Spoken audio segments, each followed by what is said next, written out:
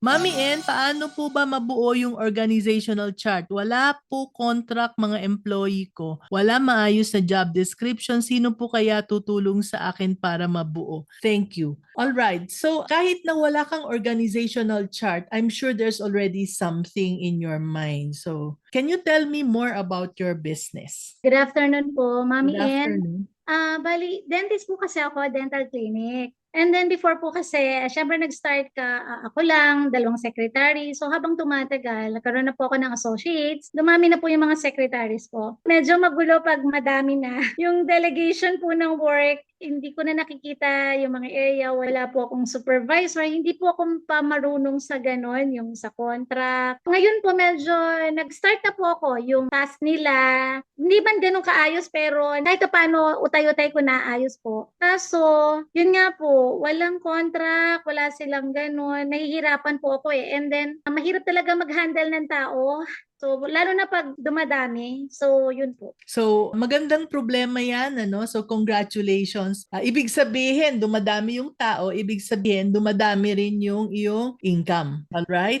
So, what happens is, yan talaga ang number one na challenge and you will know that as you grow your business, yung problema sa tao ang pinakamalaking problema. At lalaki yan pag hindi mo naayos. So, in the meantime, I would like you to think, eto, may dalawang path dyan. The first one is to get somebody to help you. Na kasi isang beses mo lang naman yan gagawin, so you can get marami dyang mga HR na tumutulong. I can look for somebody for you. So paki-message mo na lang ako sa Facebook Messenger, no?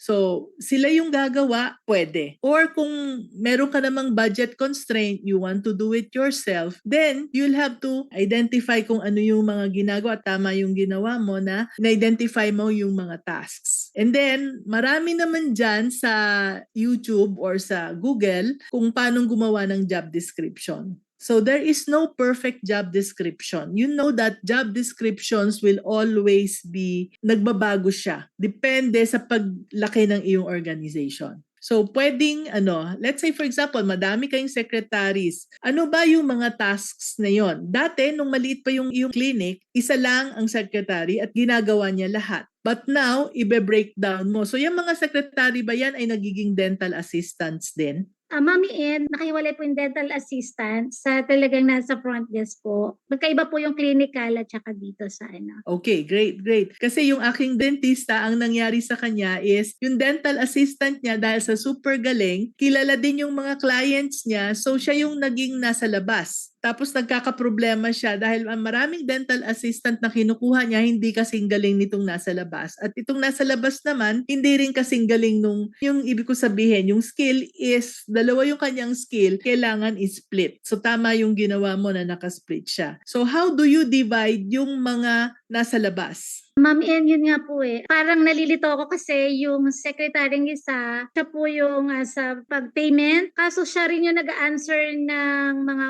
calls, ganan. Yung isa sa mga paperworks, medyo hindi ko alam, parang mali yata. Parang yung focus po, nahihilo ko saan ba talaga yung focus nito. Minsan naisip ko, baka kulang pa ako ng tao kasi ba't hindi niya magawa, nagkakamali siya. So sabi ko, nahihirapan po ako mag-identify, baka kulang. Kasi po yung focus eh. Yung taong nagkakamali, nung konti lang yung trabaho niya, hindi siya nagkakamali. O Ah, talagang hindi niya talaga strength yon? Baka naman hindi niya strength yon. yun nga po ina-identify ko. Sabi ko, parang hindi niya strength. May Yes. nakikita ko po na iba yung strength niya. So sabi ko, paano to? Ayoko rin po siyang tanggalin kasi meron akong nakikitaan. Sabi ko, baka may mali eh. So yun nga po yung, baka mali lang yung taong nailagay ko kaya hindi po niya talaga magawa yung Tama. task ko. Yes, right. Sa aming mga sales staff, ang business namin ay jewelry store. So we have more than 30 jewelry stores in Mindanao. We were able to pinpoint na yung mga taong magaling magbenta are not people who are very good sa pagko-compute.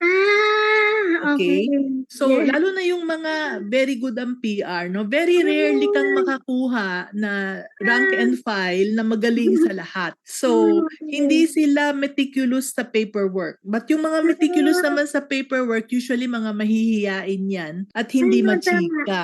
Kaya hiniwalay namin yan. So, ang ginawa namin sa sales, lahat automated na. Yung pag-compute ng discount, pag ganito, pag ganyan, lahat automated. Paggawa ng pag-print ng resibo, lahat computerized para hindi na maging problema nila yung pagko-compute. So, mas importante sa amin na pag nasa sales ka, magaling kang magbenta, mabukilya ka, magaling kang mag-establish ng relationship, like na like ka ng mga tao. So, may mga ganun. I'd like to invite you to a one-on-one call. No? Yes po. Paki-message ako uli, i-follow up mo dahil hinahanda namin yung aming Calendly link for people like you na meron ng business na established na so that we can go deeper into helping you. But temporarily, yan muna, okay ba? Nakatulong na ba ako kahit na konti for this conversation? Actually, Mami, malaking tulong kasi nung sinabi mo po na may tao palang magaling siya sa gantong bagay pero pag dito talaga lagi siya nagkakamali. So, meron palang ganon. Oo, meron Ayan. yung mga test na very simple thing is the DISC test na makikita mo kung ano yung strength mo talaga.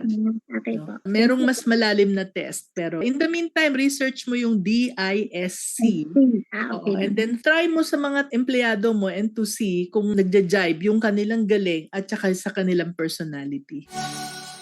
Are you struggling to figure out what kind of business to start? Have you been changing your mind about different business ideas? I understand how frustrating and confusing it can be not knowing what business to start. It can make you feel stuck, unhappy, and unsure about which direction to take. But guess what? I have developed a program just for you.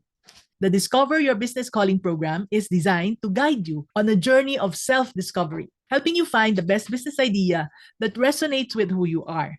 It also provides you with the guidance and support you need to make a confident decision and to take that leap toward a fulfilling entrepreneurial journey. Don't let the pain of not knowing what business to start hold you back any longer. Enroll in the Discover Your Business Calling program today so you can experience the joy and satisfaction that comes from building a business you love. Check out the description box below for the link to enroll. See you there! If you haven't already, please subscribe to our channel. And when you do, it helps us reach more people and more business owners can learn from us. By subscribing, you're part of a big group that shares helpful information and supports each other. Thank you very much for your support and see you in the next video, okay?